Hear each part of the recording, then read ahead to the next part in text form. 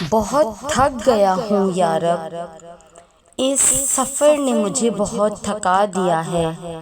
میں جانتا ہوں تو انہیں ہی آزماتا ہے جنہیں تو پسند فرماتا ہے، مگر یا رب اس آزمائش نے مجھے ہر چیز سے بیزار کر دیا ہے۔ یہ سفر بہت طویل ہو گیا ہے میرے اللہ۔ میں چاہتا ہوں اب یہ سفر ختم ہو جائے اور میں منزل کو پہنچ جاؤں، وہ منزل جس میں میری ملاقات تجھ سے ہو جائے۔ ربی انی مغلوب فانتصر، میرے رب میں بے بس ہوں، میری مدد فرما۔ اللہ کہتا ہے تم ممکن کے لیے روتے ہو، میں تو ناممکن کو بھی ممکن کرنے پر قادر ہوں۔ جب اللہ سے مانگ لو تو دل میں نہ ملنے کا ڈر نہ رکھو، کیونکہ اللہ تعالیٰ اٹھے ہوئے ہاتھوں کی لاج رکھتا ہے۔ رونے اور دعا کرنے کے باوجود وہ نہیں ملا جو چاہیے تھا۔ اچھا، اگر آپ کو کچھ چیزیں بار بار رونے گڑ گڑانے کے باوجود نہیں مل رہی تو آپ مایوس مت ہو، صبر کریں۔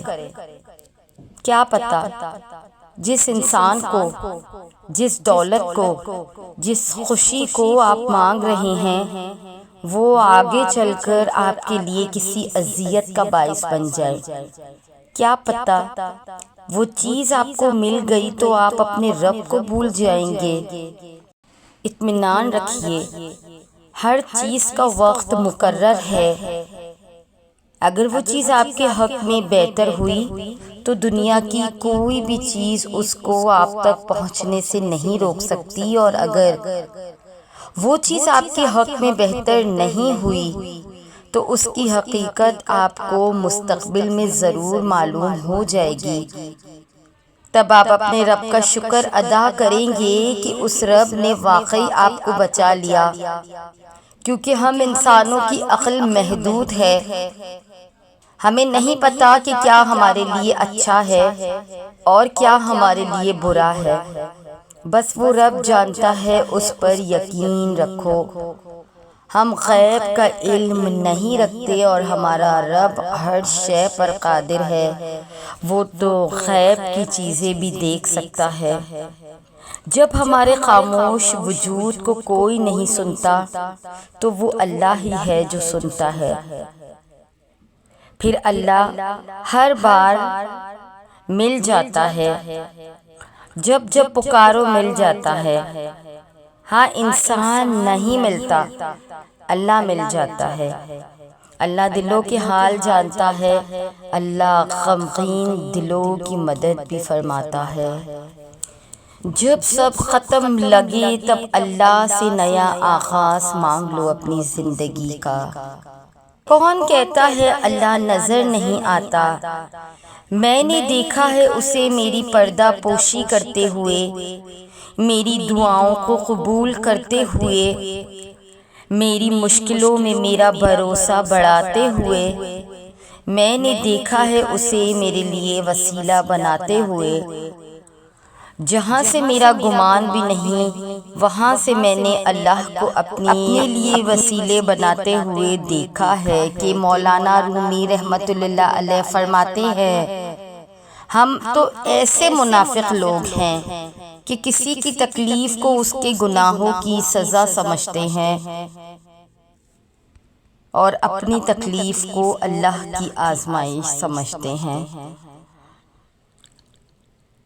آسمان سے بارش کا برسنا، زمین کا ہل جانا، یہ سب کچھ انسان کو یاد دلانے کے لیے ہے کہ اصل طاقت صرف اللہ کے ہاتھ میں ہے۔ گناہوں سے بچے، توبہ و استغفار کرے اور اللہ کی طرف رجوع کرے، اللہ کے غضب سے بچے۔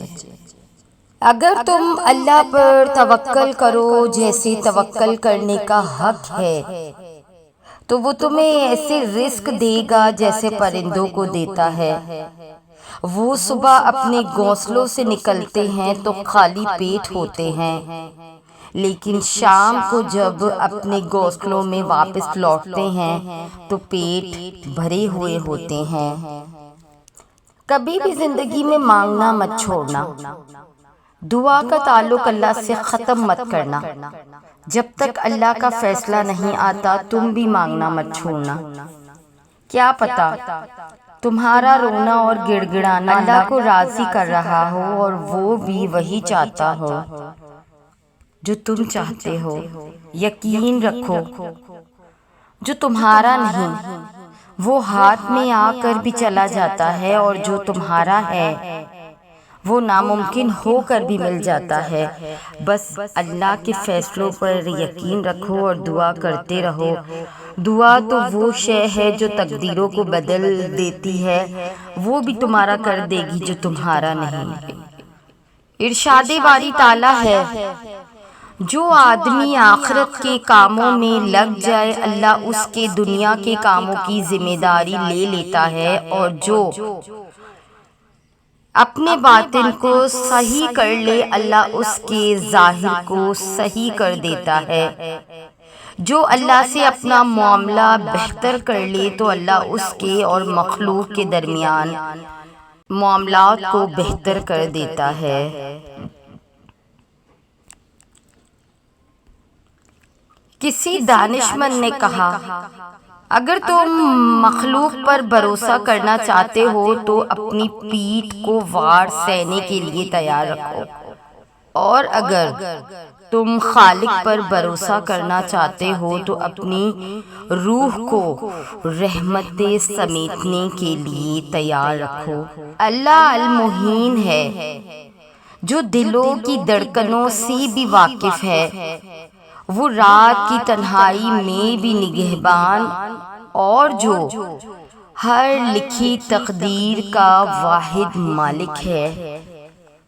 ذہنی سکون کیسے حاصل کریں؟